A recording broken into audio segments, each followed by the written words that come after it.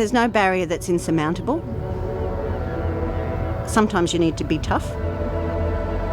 Sometimes you need to be smart. But mostly, you just need to be yourself. It's not about fitting in, it's actually about belonging.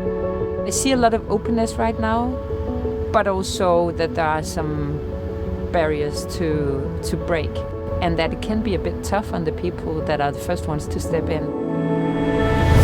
It's one of the best jobs to be a ship's engineer. Every day is different.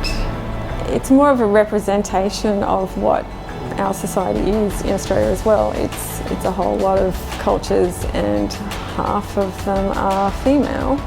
So it'd be nice to have a good representation in our workforce.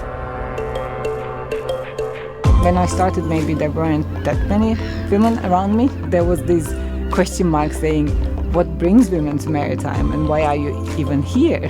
And I think now things are changing. If Maritime is your calling, why not?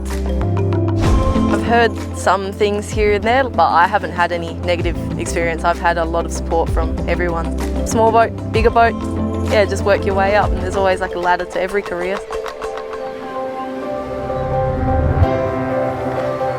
It's not about being a woman or a man or whatever. I mean, that's the obvious, but for me it's much more the diversity of thought, the diversity of perspective. We need to continue to break with some of those lines of thinking. That to be on a tug is a man's job. To be acknowledged for what you are in terms of your uniqueness into what we create together. When I first joined, I was the only girl, and then now, just in the last 6 months, we've been able to meet another couple of young ladies that have worked in the industry just as long, if not longer. They haven't just hired myself and some of the other girls. They've also hired like men that are a lot more accepting of women in the industry than others that I have worked with in the past. It's been really nice to know that Svitz has got our back. I came in as a young female, but I must say I've had nothing but support from shoreside and mainly the crew. Passing on their knowledge and experiences has helped me develop into the person I am and how I conduct myself. I've been first woman or in a minority group for a while. I must admit, for a really long time, I didn't acknowledge it. It didn't mean anything. That was, I guess, part of my strategy. However, you get a bit cleverer than that, and then you start to see that it's impacting on others.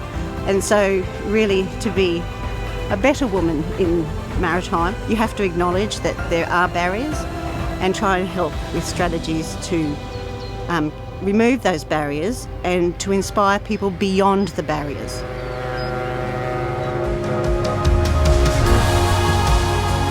I feel like the industry is more accepting now.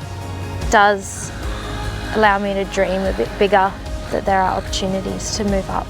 I hope that one day we don't need to talk about diversity, that it isn't that we need to do a piece because there is a female CEO or an all-female crew, that it is normal, that it is normalised that we do have that mix of men, women, race, religion on board, that we all work together and we don't need to speak about it because it is the normal.